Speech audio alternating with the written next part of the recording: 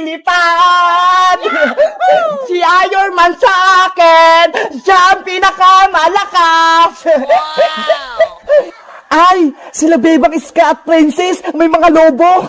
Gusto ko rin yun. Lobo! Bumili na kayo ng lobo! Princess, Iska, tingnan nyo ho, may nagtitinda ng lobo. Mga bata, bumili na kayo sa akin ng lobo.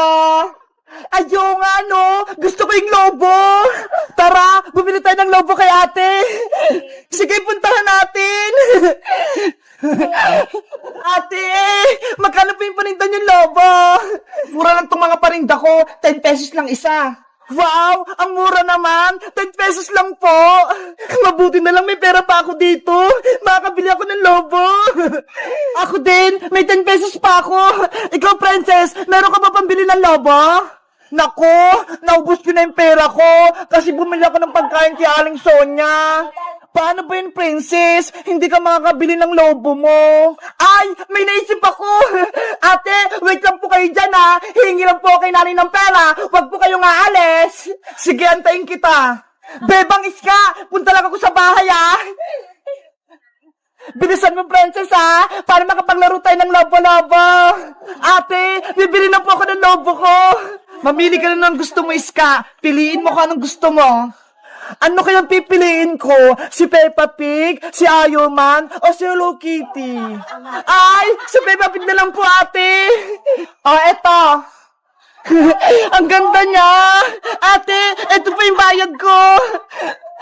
Si Hello Kitty naman po yung bibilin ko, ate. Eto, Bebang, o. Si Hello Kitty.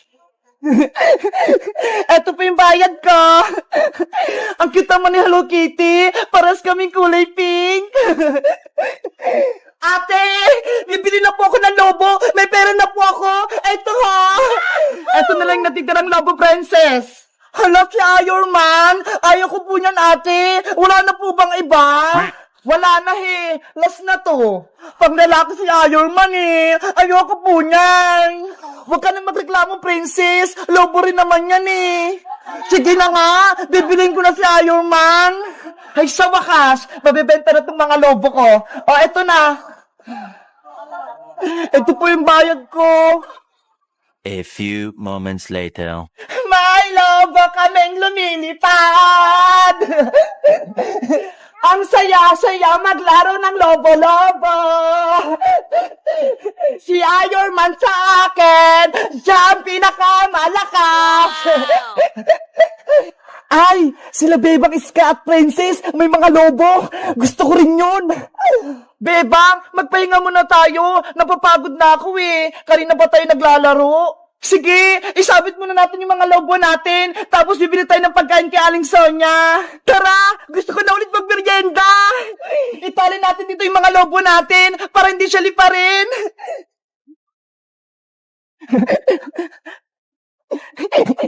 Mga lobo, dito muna kayo ha. Huwag kayong lilipat, babalik kami. Ayun, iniwan nila yung mga lobo. Mga 3 lobo, akin na kayo. Oh, no. Yahoo! May mga lobo na ako. Ang lakas ng hangin. Nililipad ako. Sino yun? May sumisigaw. Bebang, tulungan niyo ako. Nililipad ako ng mga lobo niyo. Bayang, lobo namin yan. Wag mo yung kunin. Nandito na ako sa puno. Lagot! Si Boyong tinangay ng hangin! Kasama yung mga lobong binili natin! Bebang! Iska! Tulungan niyo ako! Nililipad ako! Oh no! Nasaan na si Boyong? Hindi ko na siya makita! Nanay! Tulong! Nandito na ako sa moon! Tulong! Aling makukulam, ibalik niyo na po kami ni Prince sa pagiging tao. Ayaw po namin maging manika. Pakawalan niyo po kami. Tumahimik kayong dalawa. Naririndi ako sa mga bunganga niyo. Princess, walang tutulong sa atin. Paano tayo makakatakas kay Aling Martina? Dapat, tinawag natin bebang si Magic Lola. Panigurado, matatalo niya si Mangkukulam. Kaso, mali tayo. Hindi tayo maririnig ni Magic Lola. Tumakbo na lang kaya tayo, Princess. Eh paano? Hindi naman tayo makagalaw eh. Manika tayo. Oo nga, no. Gusto ko lang bumalik sa magiging tao. Malapit na itong matapos itong ginagawa ko. Kapag kumulo na itong tubig, ilalagay ko na kayo dito sa kawali. Hayaling Mangkukulam, ano gagawin mo sa amin ni Bebang? Ilulublob ko kayo ditong dalawa para makuha kayong kaluluwa nyo. Aling Martina, nagmamakawa po ako sa inyo. Patakasin nyo na kami ni Princess. Please! Kahit anong gawin mo, Bebang, hindi ko kayo palalayaing dalawa hanggat hindi bumabalik yung anak kong si Lendrina. Ano po? Anak niyo si Lendrina? Yung batang aswang? Oo, siya yung nakalaban niyo sa sementeryo. Nang dahil sa inyo, nawala yung anak ko. Kaya pagbabayaran nyo yung ginawa nyo kay Lendrina. Si Aling Martina pala yung nanay ni Lendrina, Princess. Kaya pala nakakatakot siya. Kaya nga eh. Tapos, ang lakas pa niya. Saglit na lang tong pinakukuluan ko. Maibabalik na si Lendrina. Patakasin niyo na kami, Aling Martina. Lagot! Si Bebang tsaka si Princess, nasa panganib sila. Kailangan ko na humingi ng tulong. Princess! Magpakita ka na! Kanina ka pa namin hinahanap ni Bebang! Iska! Iska! Ano yun, Boyong? May masamang balita! Si Bebang tsaka si Princess, nahuli sila ng Mangkukulam! Ano? May Mangkukulam? Nasaan sila? Dun sa may bakanting lote, ginawa silang manika! Tara, Boyong! Iligtas natin si Bebang tsaka si Princess! Sige! Nasaan yung Mangkukulam, Boyong? Ayun siya, oh! Nina, Nina, Nina, no. Nina, Nina, Nina, no. Nina, Princess! Lagot na tayo! Yari! Sinisimulan na naman kukulan yung orasyon! Kukunin niya na si Bebang tsaka si Princess! Boyong! Gumawa na tayo ng paraan bago pa mahuli yung lahat! Anong gagawin natin? Mamaya, tayo pa maging manika eh! May naisip ako! Gugulin ko si Mangkukulam, tapos ikaw naman, itakas mo si Bebang tsaka si Princess! Sige, Ska! Maganda yung plano mo! Ikaw nang bahala kay Bebang tsaka kay Princess, ha! Iligtas mo sila! Oo! Ako nang bahala! Mag-iingat ka, ha! Kailangan ko na silang iligtas! Hoy, matandang Mangkukulam! Ibigay mo sa akin si Bebang tsaka si Princess! Sa wakas, nagpakita ka rin sa akin, Iska! Iska! Umalis ka rito! Gagawin ka rin manika ni Mangkukulam! Iniligtas ko kay Bebang! Huwag kayong mag-alala sa akin! Huwag, Iska! Malakas yung Mangkukulam! Wala kang magagawa! Kung hindi ako gagawa ng paraan, hindi kayo makatakas! Tama yan, Iska! Lumapit ka sa akin! May ibibigay ako sa iyong pagkain! Kunin mo tong tinapay, kainin mo, masarap to. Iska, wag mo kainin yan, may kulam yan. Huwag kang makinig sa kanila, kainin mo na yung tinapay, Iska. Boyong, ngayon na yung tamang panahon, itakas mo na si Bebang tsaka si Princess, bilis! Bebang, Princess, halin na kayo rito, kukunin ko na kayo. Hindi! Takbo, Boyong! Takbo! Kasalanan mo to, Iska! Pinatakas mo sila! Ikaw naman yung gagawin kong manika! Bitawan mo ako, Mangkukulam! Lagot! Si Iska naman yung nahuli ng Mangkukulam! Kailangan natin maging tao, Princess! Para miligtas natin si Iska! Guys, sino kayang tutulong sa amin? Para makabalik kami sa pagiging tao! Mag-comment lang kayo para sa part 5! Bye-bye! Bebang! Buksan mo itong pinto na CR! Oh, no! Bebang! Kanina ka pa dyan! Lumabas ka na! Nay! Mamaya na po! Tumatayin pa ako! Lagot talaga sa akin to si Bebang? May kalokohan na naman? Aling sitang! Tama na po yan! Ate Bebang! Natatakot na po ako! Baka pagalitan ka ni Aling sitang! Tang! Huwag kang mag-alala, Emily! Ipagtatanggol kita kay nanay! Bebang! Ano ba? May tinatago ka ba sa akin?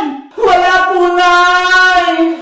Ate Bebang, umamin na tayo para hindi ka paluin ng nanay mo! Pero Emily, paralayasin ko dito ni nanay kapag nakita ka niya dito. Di ba? Sabi nga, ayaw ko niyang tumira dito.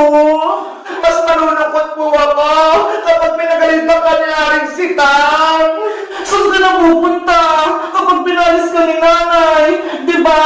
Sabi mo, wala ka ng bahay. Nabaha na. Huwag kang mag-alala, Ate Bebang. May kaibigan pa naman po ako eh. Sila rin at saka si Dan Ezekiel. Doon na lang po ako sa kanila titira. Naawa ko sa ni Emily. Sana ikaw na lang ng kapatid ko para ikaw na lang ang kasama ko dito sa bahay. Gustuin ko man, Ate Bebang, pero ayaw naman sa akin ni Aring si Tang. Bebang, buksan mo itong pinto, sabi eh! Ipakita mo sa akin kung sino yung tinatago mo! Aling si Tang, tama na po yan! Nasisira na po yung pintuan nyo! Bitawan mo ako, princess! Siguro, kasabot ka din! Anong tinatago niyo na, Bebang? Umamin ka? Wala po, Aling si Tang! Sabi mo sa akin ng totoo, princess, hindi na kita bibigyan ng spaghetti tuwing birthday ni Bebang kapag nagsisinungaling ka! Sige na nga po! Aamin na ako!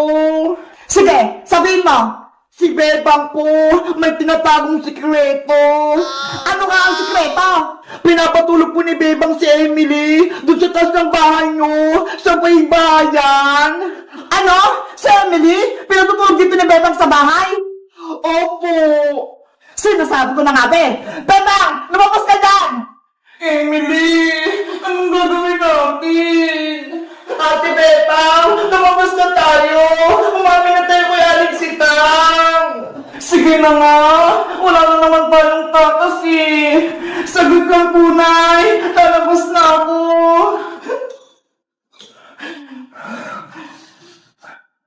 Nay! Aling si Tang! Anong ginawa mo, Bebang? Magpaliwanag ka! Sorry po, Nay. Kung tinago ko si Emily dun sa taas, pinatulog ko pa siya, kahit ayaw niyo po. Aling si Tang, sana, mag niyo pong pagalitan si Ate Bebang. Wala naman po siya kasalanan eh. Pasensya po, kung kay Ate Bebang po ako humingi ng tulong, para meron po akong matuluyan. Yun pala, hindi niyo po ako tanggap.